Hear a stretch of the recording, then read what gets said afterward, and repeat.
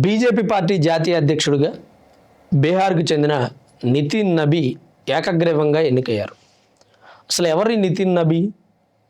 అతి తక్కువ వయసులో బీజేపీ పార్టీ జాతీయ అధ్యక్షుడిగా పదవి చేపట్టి రికార్డు సృష్టించారు. బీహార్లో బంకీపూర్ నియోజకవర్గం నుంచి 5 సార్లు ఎమ్మెల్యేగా గెలిచారు. ప్రస్తుతం నితీష్ కుమార్ మంత్రివర్గంలో రోడ్డు నిర్మాణ శాఖ మంత్రిగా పనిచేస్తారు. ఆయన సామాన్య కార్యకర్తగా బీజేపీ పార్టీలో తన ప్రయాణాన్ని మొదలుపెట్టారు.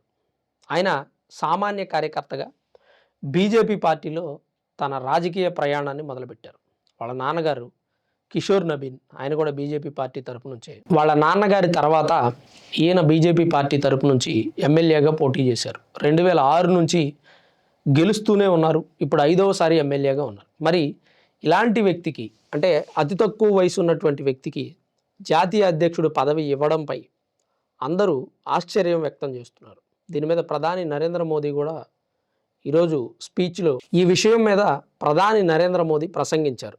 ఆయన ప్రమాణ స్వీకార కార్యక్రమంలో ఢిల్లీలోని పార్టీ ఆఫీసులో ఘనంగా ప్రమాణ స్వీకార కార్యక్రమం జరిగింది. ఈ కార్యక్రమానికి జేపీ నడ్డా, అమిత్ షా, ప్రధాని నరేంద్ర మోదీ, పలువురు బీజేపీ నేతలు, పేరు పొందినటువంటి బీజేపీ నేతలంతా ఈ కార్యక్రమంలో పాల్గొన్నారు. ప్రధాని నరేంద్ర మోదీ మాట్లాడుతూ, సామాన్య కార్యకర్త కూడా జాతీయ అధ్యక్షుడు అవ్వగలడు. కార్యకర్తను దృష్టిలో పెట్టుకొని బీజేపీ పార్టీ దేశ సేవ, ప్రజాసేవ చేస్తుంది. అందుకని బీజేపీ పార్టీలో సాధారణ కార్యకర్త కూడా జాతీయ అధ్యక్షుడు కాగలడు అని ప్రధాని మోదీ మాట్లాడారు. అయితే ఇంతకుముందు జేపీ నడ్డా గారు జాతీయ అధ్యక్షుడిగా ఉండేవారు 2020 నుంచి ఇప్పటి వరకు. ఇప్పుడు ఆయన పదవీకాలం పూర్తయిన సందర్భంగా నితిన్ నబీని ఏకగ్రీవంగా ఎన్నుకున్నారు. అయితే పదవీకాలం 3 సంవత్సరాలే ఉంటుంది జాతీయ అధ్యక్షుడి పదవీకాలం. కాకపోతే వారి పనితీరును బట్టి, వారు పనిచేస్తున్నటువంటి విధానాన్ని బట్టి, వారు బాధ్యతలను ఏ విధంగా నిర్వర్తిస్తున్నారు అనే అంశాన్ని దృష్టిలో పెట్టుకుని మరలా తిరిగి వారినే అధ్యక్షులుగా ఎన్నుకోవడం జరుగుతుంది. అలా అనేక మంది బీజేపీ పార్టీ అధ్యక్షులుగా పనిచేశారు. మొట్టమొదటి బీజేపీ పార్టీ అధ్యక్షుడు అటల్ బిహారీ వాజ్పేయి, తర్వాత ఎల్కే అద్వానీ, మురళీ మనోహర్ జోష్, రాజ్నాథ్ సింగ్, నితిన్ గడ్కరీ, అమిత్ షా, జేపీ నడ్డా, తర్వాత నితిన్ నబీ, ఇలా అనేక మంది బీజేపీ పార్టీ అధ్యక్షులుగా పనిచేశారు. పార్టీని పరుగులెత్తించారు. పార్టీ గెలిపించడంలో కూడా బీజేపీ పార్టీ అధ్యక్షుల పాత్ర కీలకమని చెప్పాలి. ఎందుకంటే ఇప్పుడు 2029లో ఎలక్షన్స్ రాబోతున్నాయి. ఆ ఎలక్షన్స్లో బీజేపీ పార్టీని గెలిపించడమే ఈయనకున్నటువంటి అంతిమ లక్ష్యం. ఈయన మీద ఉన్నటువంటి ఒక రకంగా భారం అని కూడా చెప్పుకోవచ్చు.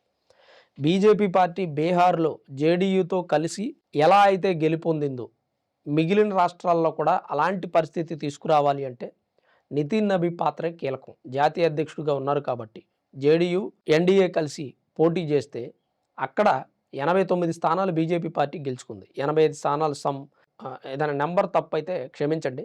85 స్థానాలు జేడీయూ పార్టీ గెలిచింది, 89 స్థానాలు బీజేపీ పార్టీ గెలిచింది. బీజేపీ పార్టీ క్యాండిడేట్ని ముఖ్యమంత్రిగా అనౌన్స్ చేయకుండా జేడీయూకు సంబంధించినటువంటి నితీష్ కుమార్ గారిని ముఖ్యమంత్రిని చేశారు. ఇక్కడ కూడా మన పార్టీకి సంబంధించినటువంటి లోతైన అవగాహనను అర్థం చేసుకోవాలి. పార్టీ యొక్క సిద్ధాంతాలను మనం అర్థం చేసుకునే ప్రయత్నం చేయాలి. ఈ బీజేపీ పార్టీకి ఉన్నటువంటి సిద్ధాంతాలు మన దేశంలో మరే పార్టీకి లేవు. అందుకని బీజేపీ పార్టీ ఇప్పుడు 3 సార్లు అధికారంలో ఉంది. ఎందుకంటే ఈ బీజేపీ పార్టీ సిద్ధాంతాలని ప్రజలు నిశ్చింతగా గమనిస్తూ ఉన్నారు 2014 నుంచి. అందుకని బీజేపీ పార్టీకి పట్టం కడుతూ ఉన్నారు. ఏ పార్టీ అయినా సరే ఇటువంటి సిద్ధాంతాలను ఫాలో అయ్యి కాపీ కొట్టే పరిస్థితి కూడా ఉంది. ప్రస్తుతం ఆర్ఎస్ఎస్ చేస్తున్నటువంటి కార్యక్రమాలని కమ్యూనిస్ట్ పార్టీ వాళ్ళు చేస్తున్నట్టుగా కూడా మనం కేరళ కొన్ని ప్రాంతాల్లో చూసాం. జాతీయ గీతం పాడడం కానీ, జెండా వందనం చేయడం కానీ, ఇలాంటి విషయాలు. అంటే పార్టీ సిద్ధాంతాలు అనేవి ముఖ్యం. మనుషులు ఇవాళ ఉంటారు, రేపొద్దున పోతారు. అధ్యక్షులు ఇవాళ ఉంటారు, రేపొద్దున పోతారు. ఆ పార్టీలో ప్రధానమంత్రిగా పనిచేసిన వ్యక్తులు ఇవాళ ఉంటారు, రేపొద్దున పోతారు. కానీ పార్టీ శాశ్వతం కదా. మరి పార్టీకి సంబంధించినటువంటి సిద్ధాంతాలు బలమైనవిగా ఉండకపోతే పార్టీ సంక్షోభంలో పడిపోతుంది. పార్టీ భవిష్యత్తులో ఉంటుందో లేదో కూడా తెలియదు. అలా ఈ పార్టీ సిద్ధాంతాలని ఒకే గీత మీద నడిపిస్తున్నారు కాబట్టి ఈ పార్టీ కొనసాగుతూ ఉంది. ఇప్పుడు ఎగ్జాంపుల్ మనం చూసుకుంటే ఎల్కే అద్వానీ గారు, ఆయన కూడా ఒక కార్యకర్తగా తన జీవితాన్ని మొదలుపెట్టారు. అటల్ బిహారీ వాజ్పేయి, వీళ్ళంతా కూడా మురళీ మనోహర్ జోషి, రాజ్నాథ్ సింగ్, నితిన్ గడ్కరీ, వీళ్ళందరి దాకా ఎందుకంటే ప్రధాని నరేంద్ర మోదీ ఎల్కే అద్వానీ గారు కుర్చీలో కూర్చొని ఉంటే ప్రధాని నరేంద్ర మోదీ నేల మీద కూర్చున్నారు. సామాన్య కార్యకర్తగా, ఆర్ఎస్ఎస్ కార్యకర్తగా తన రాజకీయ ప్రయాణాన్ని మొదలుపెట్టారు. ఈరోజు 3 సార్లు ప్రధానమంత్రిగా దేశాన్ని పరిపాలిస్తున్నారు. ఈరోజు 3వసారి ప్రధానమంత్రిగా దేశాన్ని పరిపాలిస్తున్నారు. మరి ఇప్పుడు జాతీయ అధ్యక్షుడిగా ప్రమాణ స్వీకారం చేస్తున్నటువంటి నితిన్ నబీన్ కూడా సామాన్య యువమోర్చా కార్యకర్తగానే భారతీయ జనతా పార్టీ తరపు నుంచి మొదలైంది రాజకీయ ప్రయాణం. మరి ఇప్పుడు ఈరోజు జాతీయ అధ్యక్షుడు అయ్యారు. అంటే బీహార్లో యువమోర్చాకి బీహార్లో యువమోర్చాకి అధ్యక్షుడిగా పనిచేశారు, అది వేరే విషయం. కానీ మొదలవటం మాత్రం కార్యకర్తగానే మొదలైందిగా. మరి మిగతా పార్టీల్లో మనం చూసుకున్నట్టయితే కార్యకర్తగా మొదలైనటువంటి రాజకీయ నాయకుల జీవితం కార్యకర్తల దగ్గరే ఆగిపోయినటువంటి వ్యక్తులు ఎంతోమంది ఉన్నారు. అయితే ఇప్పుడు మనం ఈ పార్టీ గురించి మాట్లాడుకోవడానికి ముఖ్యమైన కారణాలు ఏంటంటే వీళ్ళ సిద్ధాంతాల గురించి మనం మాట్లాడుకోవాలి. వీళ్ళు స్థానికంగా ఉన్నటువంటి కార్యకర్త, అది 100 ఓట్లు ఉన్నటువంటి గ్రామం అయినా సరే, ఆ కార్యకర్తకి ఇచ్చేటువంటి విలువ కానీ, ఆ కార్యకర్తకి నేర్పించేటువంటి పార్టీ సిద్ధాంతాలు కానీ, ఆ కార్యకర్తను సెలెక్ట్ చేసుకునే విషయంలో కానీ ఈ పార్టీకి ఉన్నటువంటి వెర్షన్ వేరు, అది వేరే పార్టీలకు రాదు. అందుకని వారసత్వ రాజకీయాలు ఈ పార్టీలో లేవు. ఎల్కే అద్వానీ గారు ఉన్నారు, ఆయన వారసులు ఎవరైనా పార్టీలో ఉన్నారా? అటల్ బిహారీ వాజ్పేయి ఉన్నారు, ఆయన వారసులు ఎవరైనా పార్టీలో ఉన్నారా? ప్రధాని నరేంద్ర మోదీ ఉన్నారు, ఆయన వారసులు ఎవరైనా పార్టీలో ఉన్నారా? అమిత్ షా గారు ఉన్నారు, ఆయన వారసులు పార్టీలో ఉన్నారా? ఇట్లా వారి వారసులకు తర్వాత రాజకీయాలని అప్పజెప్పి లేదా ప్రధానమంత్రి పదవి ఇవ్వాలి అనే దురుద్దేశంతోనో లేదా జాతీయ అధ్యక్షుడి పదవిని కట్టబెట్టాలనే ఉద్దేశంతోనో ఈ పార్టీ రాజకీయాలు చేయదు. ఈ పార్టీలో ఉన్నటువంటి వ్యక్తులు కూడా రాజకీయాలు చేయరు అని చెప్పడానికి ఇప్పుడు నేను చెప్పిన అంశాలు బెస్ట్ ఎగ్జాంపుల్. మరి ఏ పార్టీ అయినా చూసుకోవచ్చు. అంటే రాజకీయంగా వారసులను దించేటువంటి పార్టీలు కొన్ని ఉన్నాయి. వీళ్ళు ప్రాంతీయ పార్టీలు అవ్వచ్చు, జాతీయ పార్టీలు అవ్వచ్చు. తద్వారా ఏమవుతుందంటే ప్రజల్లో వీళ్ళు ఎంతసేపు వీళ్ళ వారసులను తీసుకొచ్చి మన మీద రుద్దే ప్రయత్నం చేస్తున్నారు, మరొకళ్ళని రాజకీయాల్లోకి రానివ్వరా అంటే వీళ్ళు బీజేపీ పార్టీ వాళ్ళ ఆలోచన ఏంటంటే అతను బ్యాక్గ్రౌండ్ ఉన్న వ్యక్తా లేని వ్యక్తా అనేది పట్టించుకోరు. అతను పార్టీ కోసం ఎలా పనిచేస్తున్నారు అనేదే ముఖ్యం వీళ్ళకి. అలానే బాగా ఫేమ్ ఉన్నటువంటి వ్యక్తులందరినీ కూడా పక్కన పెట్టి నితిన్ నబీ అనే వ్యక్తికి ఈ జాతీయ అధ్యక్షుడు పదవి కట్టబెట్టడానికి కారణాలు ఏంటంటే ఎలాంటి మరక లేనటువంటి వ్యక్తి. బాగా ఫేమ్ ఉందనుకోండి, అతని మీద ఒక 10 కేసులు ఉన్నాయనుకోండి, అతనికి జాతీయ అధ్యక్షుడు పదవి ఇస్తే ఉపయోగం ఏముంది? ఏమి ఎంచుకుంటాం? ఎప్పుడైనా సరే బయటికి వెళ్ళి ఏదైనా ఫుడ్ తినే విషయంలో కూడా మనకి క్వాంటిటీ అవసరం లేదండి, క్వాలిటీ కావాలంటాం. అంటే తక్కువ క్వాంటిటీ ఇచ్చినా సరే క్వాలిటీ కావాలంటాం. అంటే నాణ్యత కావాలి, పరిమాణం కాదు. అలానే ఇక్కడ రాజకీయాల్లోకి వచ్చేపాటికి ఫేమస్ అనేది ముఖ్యం కాదు. అతను ఎంత నిజాయితీపరుడు, ఎంత నిబద్ధత కలిగినటువంటి వ్యక్తి. అవినీతి అక్రమాల కేసులు ఉండి ఫేమస్ అయితే ఉపయోగం ఏముంది? ఏమీ లేకుండా ఆ రాష్ట్రం వరకు తెలిసినా చాలు. ఇప్పుడు నితిన్ నబీ పరిస్థితి అదే. నితిన్ నబీ అనే వ్యక్తి వాస్తవానికి బీహార్ రాష్ట్రం వరకు తెలుసు, కానీ జాతీయ అధ్యక్షుడిగా ఎలా చేయగలిగారు అంటే అతని క్యారెక్టర్, అతను రాజకీయాల్లో ప్రదర్శించినటువంటి పారదర్శకత, అవన్నీ కూడా అతన్ని ఈరోజు జాతీయ అధ్యక్షుడిని చేశాయి. ఏ వ్యక్తి అయినా సరే తను నిజాయితీగా తను నమ్ముకున్నటువంటి పని చేయగలిగితే ఏదో ఒక రోజు అతను విజయం వరిస్తుంది అని చెప్పడానికి మంచి ఉదాహరణ నితిన్ నబీ గారు. సో ఇక్కడ జాతీయ అధ్యక్షుడిగా అతన్ని చేసినటువంటి బీజేపీ పార్టీ కూడా అతనిలో అలాంటి లక్షణాలను వెదికి పట్టుకుంది. ఇంకా పెద్ద పెద్ద వ్యక్తులు, దేశవ్యాప్తంగా తెలిసిన వ్యక్తులు, పరాయి దేశాల్లో పరిచయాలు ఉన్నటువంటి వ్యక్తులు ఉన్నారు. వాళ్ళందరినీ ఎందుకు పక్కన పెట్టిందంటే క్యారెక్టర్. సో ఇతను నితిన్ నబీన్ అనే వ్యక్తి బీహార్ రాజకీయాల్లోనే కాకుండా దేశ రాజకీయాల్లో కూడా చక్రం తిప్పగలడు అని అతని నైపుణ్యాన్ని బీజేపీ పార్టీ గుర్తించగలిగింది. అలా ఒక కార్యకర్తని లేదా ఒక వ్యక్తిని లేదా పార్టీ కోసం పనిచేస్తున్నటువంటి వ్యక్తుల్ని గుర్తించగలిగిన పార్టీ ప్రజల్లో ఎక్కువ కాలం ఉంటుంది. అలానే ఒక కార్యకర్త 100 మంది ఓటర్లను ప్రభావితం చేయగలడు, 1000 మంది ఓటర్లను ప్రభావితం చేయగలడు.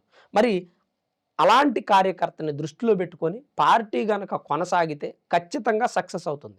2019లో వైఎస్ఆర్సీపీ పార్టీ అదే చేయగలిగింది. స్థానికంగా గ్రామాలలో ఉన్నటువంటి పార్టీ కార్యకర్తల నాడిని పట్టుకోగలిగింది.